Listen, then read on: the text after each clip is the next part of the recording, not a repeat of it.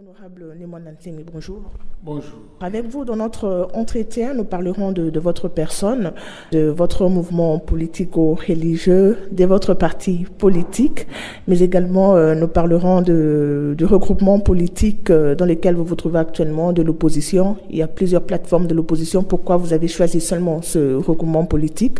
Nous parlerons de la marche du pays à une année de la fin de la législature, mais également de vos ambitions pour 2011. Nous n'en sommes pas encore là.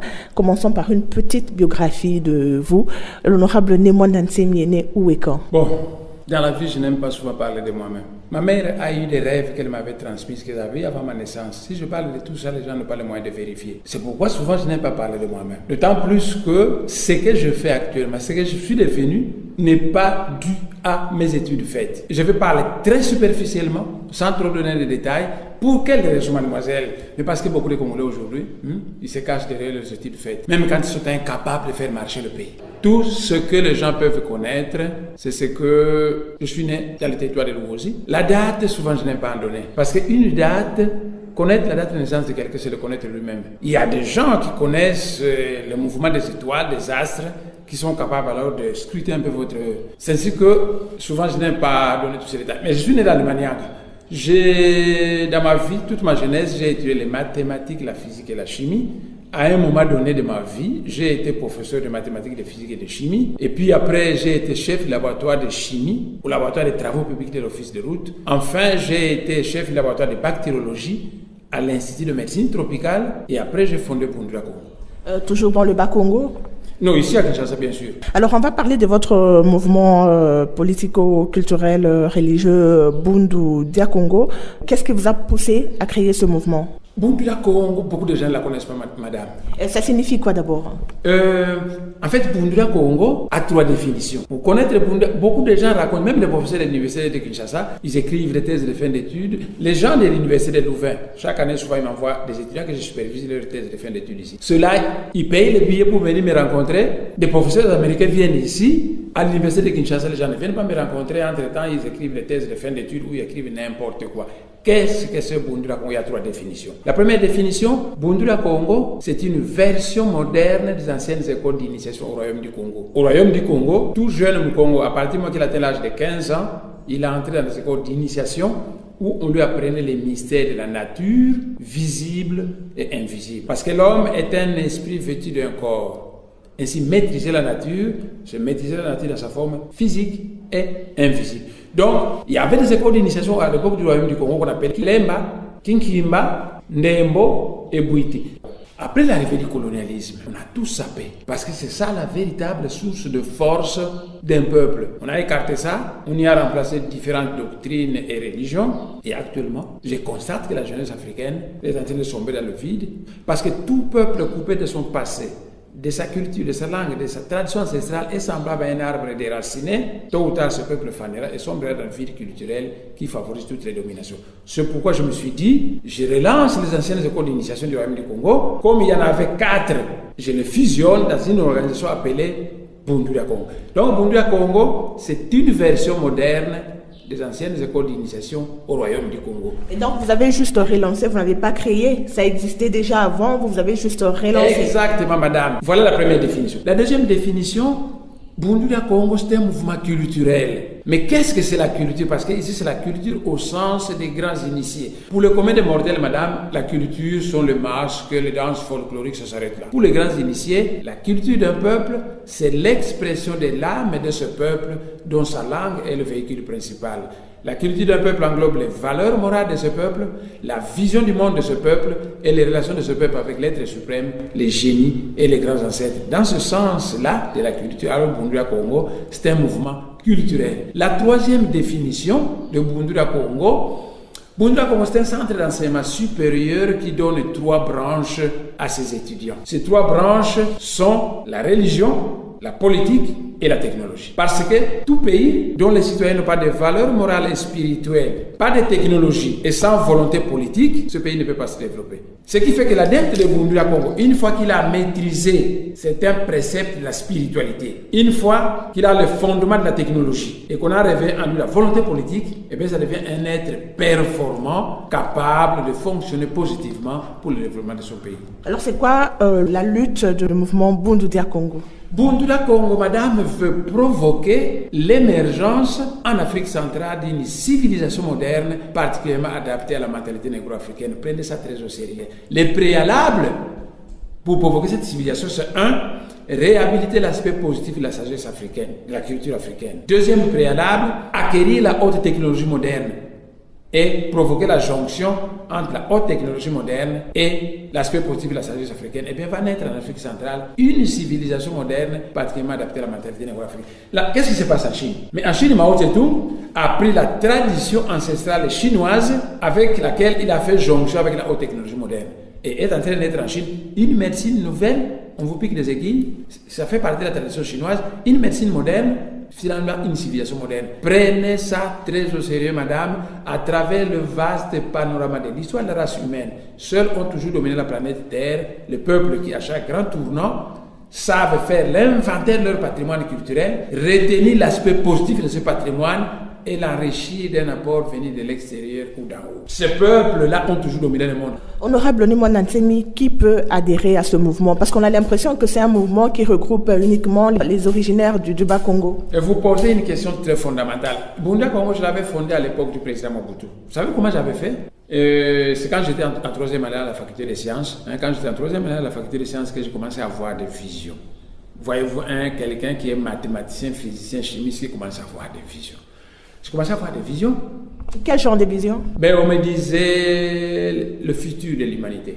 Qu'après l'an 2000, une ère nouvelle allait s'installer sur la planète Terre, mais ça allait apporter beaucoup de bouleversements. Ces bouleversements m'ont été indiqués. On m'a indiqué même 70 de prophéties de l'âge de l'ère du Verseau. Alors, je suis allé voir le ministre de la Culture à l'époque du président Mobutu. Je lui ai dit ceci. Je demande au gouvernement de m'acheter une parcelle, d'y construire mon bureau et le bureau de 4 de mes secrétaires. Un secrétaire qui connaît le Swahili et le français, un secrétaire qui connaît le Chiluba et le français, un secrétaire qui connaît le Kikongo et le français, et un secrétaire qui connaît le Lingala et le français. Je disais ceci, que j'attrape, c'est de l'état beaucoup d'inspiration. Une fois que j'écris, je remets à mes secrétaires qui vont se mettre à traduire dans ces différentes langues et le gouvernement me dote d'une imprimerie. Alors, ce que je vais faire, je remets ça à mes secrétaires, chacun traduit dans une langue donnée, l'État finance et nous répandons dans les différents espaces culturels de notre pays. Les gens ne m'ont pas compris. Or, depuis que j'ai lancé ce mouvement, je ne fais que monter. Le gouvernement a refusé de me soutenir. Madame, j'ai déjà écrit 240 brochures de 40-50 pages. 240 brochures. Sur le mouvement? Sur les traditions ancestrales africaines, sur la sagesse africaine, sur la spiritualité, sur la religion, sur la technologie. Des choses qui étonnent les gens. À tel point que les universités européennes et américaines viennent souvent me consulter. Donc, c'était ça le problème. Quand le gouvernement a refusé de faire ça, eh bien, j'ai commencé par tenir des conférences de presse. Je ne connaissais pas le Swahili, je connais bien le Kikongo parce que je suis né dans le Manianga, je connais bien le Kikongo et le français. Alors, je me suis mis à tenir des conférences de presse en Kikongo. Quand nous parlons français, c'est bon pour vous et pour moi. Et les vieillards illettrés qui ont besoin d'un apport pour pouvoir élever le niveau culturel, souvent ils ne me suivent pas quand nous tenons le discours en français. Donc c'était simplement ça. Mais à l'époque actuelle, j'ai dans mon entourage 12 conseillers. Il y a des Bangala dans cet entourage. Il y a déjà un Moulouba. Parce que la chose qu'ils ont considérée comme une chose banale, dans toutes les provinces de notre pays, commencent à prendre ça très au sérieux. Et maintenant, ils me consultent. À ce moment, je me suis dit, bon, on va ouvrir Bundula Congo pour l'étendre dans toutes les provinces du pays. Entre-temps, Bundula Congo est implanté en Angleterre, implanté en France, implanté en Belgique, implanté au Canada, implanté en Jamaïque. Bundula Congo ne fait que s'étendre pendant qu'on le persécute ici. Comment vous répondez à toutes ces personnes qui pensent que le mouvement Bundula Congo est un mouvement mystique? La difficulté que la langue française n'est pas notre langue. Quand je donnais cours de mathématiques, de physique et de chimie, il paraît que j'étais un professeur très célèbre et il y a des élèves qui me disaient, monsieur, mais yo, c'est mystique, hein? opesa mathématiques mokandate, opesa chimie mokandate, osa mystique. Alors j'ai demandé, qu'est-ce que vous appelez mystique? Et qu'est-ce que c'est le mystique, maman? Eh bien, les mystiques, c'était des personnes au Moyen-Âge qui se retiraient de la vie active pour se réfugier dans les monastères ou dans les déserts, se soumettre à des pratiques spirituelles qui devaient provoquer la jonction entre la personnalité et le divin qui est en eux. C'est ça qu'on appelle les mystiques du Moyen-Âge. Le mysticisme, en d'autres termes, c'est simplement de la spiritualité. Mais nous, ayant adopté la langue française, nous ne connaissons pas toutes les nuances. Nous donnons au mot mystique une signification qui est propre à nous. Imagine-toi qu'on vous appelle parfois des momies. Vous savez d'où vient ce mot momie qu'on vous colle pour le moment? À l'époque coloniale, en face de Maman Poto, il y avait des cimetières là-bas. Et pour la première fois, on avait enterré une jeune fille qu'on avait momifiée. C'est-à-dire qu'on avait fait sécher le cadavre comme on faisait chez le pharaon. Et on a mis un truc en vitre, on l'avait enterré là-bas. Et tous les fumeurs du chanvre, ils allaient à ce cimetière, ils fumaient du chanvre, du petit momi na kusala yo mapé. Comme c'était une fille momifiée, alors qu'il y avait des pharaons hommes qu'on avait momifiés. Comme c'était une fille momifiée, on commençait à l'appeler petit momi. Et aujourd'hui, quand le Congolais dit petit momi, ça veut dire la jeune fille. Alors qu'en français, momie ne veut pas dire la jeune fille. Donc, la langue française n'étant pas notre langue, on a déformé le mot momie, on a déformé le mot mystique, nous donnons des significations à nous. Mais, quelque part, il y a un peu de la réalité. Je vous ai dit que Bundula Congo enseigne les lois spirituelles et matérielles qui permettent de maîtriser la vie. Quand vous avez appris à des adeptes de Bundula Congo comment commander la foudre, par exemple, naturellement, on va dire de vous que vous êtes mystique. Mystique dans le sens de sorcellerie. Ah, mais en Europe, le mot mystique n'était pas... Tous les saints, c'était des mystiques du Moyen-Âge. Mais vous, en Afrique centrale, à partir du moment qu'on est venu avec la colonisation, pour vous pousser à abandonner votre tradition ancestrale, tout ce qui est ancestral est appelé sorcellerie. Honorable Némanda Ntsemi, qu'est-ce qui vous a motivé à être beaucoup plus actif en politique en 2006? Beaucoup de gens disent que Bundula Congo c'était un mouvement politico-religieux. À ce moment-là, j'animais un mouvement politico-religieux, non un mouvement culturel. Je ne faisais pas ça pour la politique. Mais, au fur et à mesure, que ceux qui ne savaient pas ce que c'est Bundula Congo se sont mis à persécuter Bundula Congo. Bon, les gens m'ont demandé que je pose ma candidature pour être dans le camp des décideurs. Peut-être qu'à ce moment-là, certaines tracasseries envers Bundula Congo pouvaient disparaître. Sinon, effectivement, depuis que j'avais fondé Bundula Congo en 1986, je n'ai jamais fait partie de la classe politique congolaise et j'ai commencé à faire la politique active à partir de 2006. On va revenir sur les événements malheureux du Bas-Congo entre vos adeptes et la police nationale. On vous accuse d'être à la base de ces incidents. Pour quelle raison les gens pensent que vous êtes... veut noyer son chien l'accuse de rage. Le général Kaloum est venu au Parlement m'accuser. Il y a un grand débat là-bas. Et les députés se sont rendus compte qu'en fait, je n'étais pas responsable de ce qui s'est passé dans le Bas-Congo, parce que ce qui s'était passé dans le Bas-Congo, c'était une cabale du régime en place qui voulait m'écouler. Pour quelle raison? Il disait à l'époque que mon alliance avec Jean-Pierre Mbemba était catastrophique pour eux, donc il fallait couler Mbemba, il fallait m'écouler moi aussi. Alors, qu'est-ce qu'ils ont dit? Comme les mois est député, on ne saura pas mettre la main dessus, il faut provoquer des troubles que nous allons mettre sur sa tête. Et alors à ce moment-là, nous aurons le prétexte pour lui enlever l'immunité parlementaire et finalement nuire à son intégrité physique. On a envoyé un général dans le Bas-Congo pour ça, qui était chargé d'aller infiltrer Bundula Congo, c'est-à-dire prendre ses agents à lui, les infiltrer dans Bundula Congo, ensuite commencer à pousser ses agents à provoquer des troubles qu'on devait mettre sur ma tête. Quand ça commençait à excusez-moi la tautologie, lorsque j'ai demandé que je vais sillonner le Bas-Congo pour tenir des points de sensibilisation, pour renforcer la discipline de Bundula, on m'a empêché. Et jusqu'aujourd'hui, je suis le seul député qu'on a interdit d'aller dans mon fief électoral parce qu'il pense que Némanda Ntsemi c'est un grand tribun.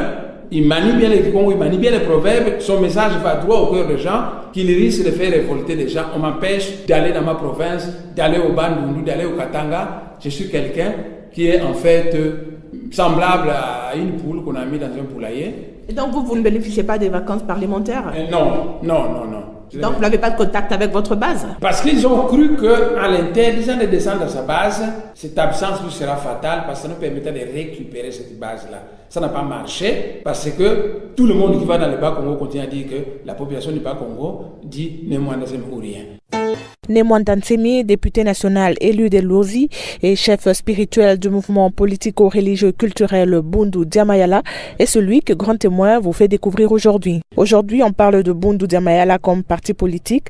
Est-ce le même mouvement ou bien c'est un mouvement à part? En 2008, au niveau du Parlement, ils ont dit que l'honorable Némoine Dansemi a été innocent. C'est une cabale qu'on a montée contre lui. Tout ce que nous lui reprochons, c'est qu'il a tête d'un mouvement politico-religieux alors que la loi congolaise ne permet pas de mouvement politico-religieux. Par conséquent, il va scinder son mouvement en deux parce que Bundu Congo avait un bureau politique et un temple. Alors ils ont dit, il scinde son mouvement en deux. Le temple de bureau politique devient le temple de la sagesse africaine. Ça va s'appeler Bundu Congo. Par contre, son bureau politique va devenir un parti politique à qui il va donner un nom et le parti sera ouvert à tous les Congolais. Alors j'ai appelé mes amis, j'ai des amis de Bandundu, du Katanga, avec qui j'ai été à l'école. J'ai fait l'école primaire à Kinshasa, et l'école secondaire à Kinshasa, l'université à Kinshasa. Donc j'ai des amis dans toutes les provinces de ce pays. J'ai appelé mes amis et nous avons mis sur pied un parti politique. Le parti politique s'appelle Bundu Diamayala. L'union politique. Madame, les partis politiques en Chine portent le nom chinois. Les partis politiques au Japon portent le nom japonais. Les partis politiques en Allemagne portent le nom allemand. En Angleterre, ça porte le nom anglais. En France, le nom. Pourquoi nous, les Africains, nous fabriquons des partis politiques qui disent non? J'ai voulu seulement respecter la tradition africaine et j'ai appelé notre parti Bundu Diamayala. Qui signifie? BDL. Le mot Bundu en Congo, c'est un mot multisens. Bundu signifie l'union, l'association, l'assemblée, le parti.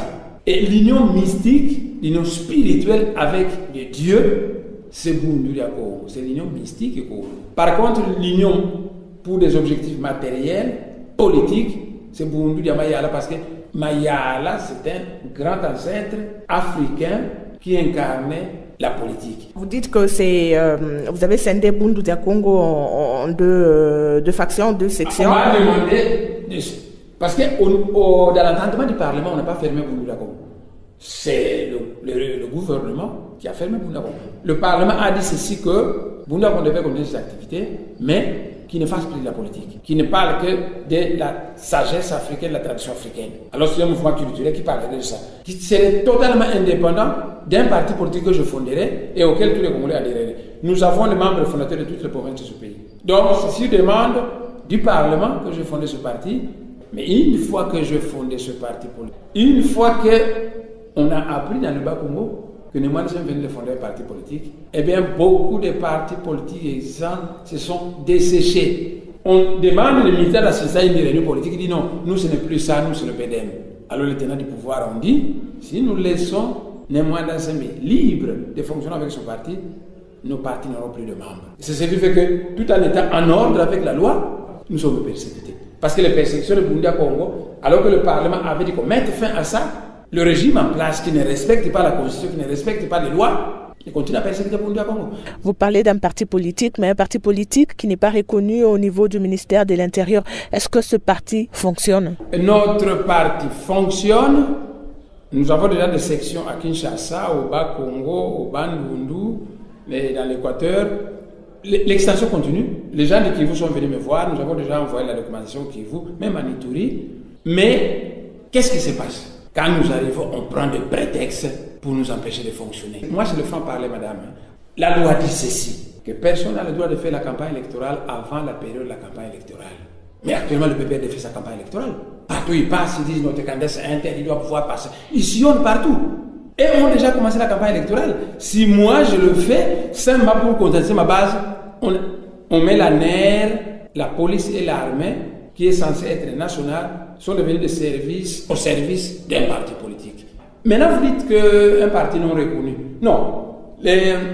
La loi dit quoi? Que lorsque vous voulez fonder un parti politique, vous remplissez les dossiers et vous le déposez au ministère de l'Intérieur. Le ministère de l'Intérieur vous donne alors un récépissé. Une fois que vous avez obtenu le récépissé, le ministère de l'Intérieur a 1 mois pour vous répondre, pour dire ah non, il y a une attestation de naissance qui manque dans votre dossier, ou il y a un casier judiciaire qui manque. Vous devez pouvoir compléter ça avant la fin du mois. Si dépasser 1 mois, dit la loi, le ministre n'a pas dit un mot, le parti est reconnu. Le parti est enregistré. Alors, le récépissé que vous avez obtenu tient lieu d'attestation d'enregistrement. Nous avons déposé notre dossier le 2 mars 2009. Si le ministre de l'Intérieur respectait la loi, le 2 avril, tout devrait sortir. Eh bien, tout était prêt. Quand nous allons faire le suivi, on nous a dit non, le parti est en ordre, mais nous voulons savoir si son parti sera dans l'AMP ou il sera de l'autre côté. Et parce qu'ils ont appris que ce sera un parti, quand on est dans l'opposition, alors c'est ça la vérité, madame. C'est ça la vérité. Alors, honorable Mwanda Nsemi, on dit que vous entretenez une milice. Est-ce vrai? Je vais vous donner un argument qui vous permettra de vous convaincre en une fois. Le monde n'aime pas celui qui est discipliné. Quand vous avez de la discipline de vie, vous faites peur. Et moi, j'ai insufflé une certaine discipline dans les adeptes de Bundula Congo. Je leur ai donné une certaine éducation spirituelle, matérielle, politique et autres. Et vient un moment donné, ces jeunes gens ont totalement perdu la grande maladie qu'ont les Congolais. Les Congolais, leur maladie actuelle, c'est la peur. Ils passent leur temps à danser dans les bars. Et quand il faut faire des choses sérieuses pour sauver la nation, ils ont souvent peur. Mais les adeptes de Bundula Congo sont devenus tellement téméraires, tellement sûrs d'eux-mêmes, qu'à un moment donné, on dit, mais ça doit être une milice. Non. Je vais vous donner une preuve, une deuxième preuve. Nos adeptes ont arraché les armes aux militaires du régime en place qui les attaquaient dans le Mayombe, qui les attaquaient à Mwanda, qui les attaquaient un peu partout dans le Bas-Congo. Mais chaque fois qu'on m'informe que nous avons arraché les armes des nos agresseurs, j'appelais toujours le général pour dire « Venez récupérer vos armes ». Et je demandais à nos adeptes qui prennent des photos quand il faut remettre les armes. Maman, vous avez déjà vu un mouvement armé qui s'attaque à son adversaire, il lui arrache les armes, après il lui remet? Non. Nous sommes pour la non-violence, mais quand on nous attaque, nous sommes parfois obligés de faire usage de certains moyens de défense, parfois un peu inconnus des hommes. Et quand nous arrivons à ça, qu'on a réussi à prendre les armes à l'adversaire, quand l'adversaire cesse de nous attaquer, on lui remet ses armes. Alors que si nous étions un mouvement avec une milice armée, on devrait intégrer ça à notre arsenal militaire. Mais comment vous faites pour arracher les armes? Demande au régime en place de relancer les activités de Bundula Congo. Vous allez solliciter votre adhésion, vous allez adhérer à Bundula Congo et on va vous indiquer comment faire pour arracher les armes. Alors, honorable Mwanda Nsemi, aujourd'hui vous faites partie d'un regroupement politique de l'opposition, Union sacrée pour l'alternance. Oui. On sait qu'avant vous étiez très proche quand même de Jean-Pierre Bemba, oui, et de l'Union pour la Nation. Qu'est-ce qui explique ce changement? Pourquoi vous avez préféré adhérer à ce nouveau regroupement politique de l'opposition? D'habitude, dans la vie, je suis très constant. La sagesse Congo enseigne, on n'abandonne jamais un frère qui est en difficulté. Et depuis le départ de Mbemba à la Cour pénale internationale, le porte-parole de l'opposition, ça n'a jamais fonctionné. L'Union pour la Nation, il a gardé un très long silence qui a été fatal pour l'opposition. On avait l'impression que les gens étaient un peu assoupis.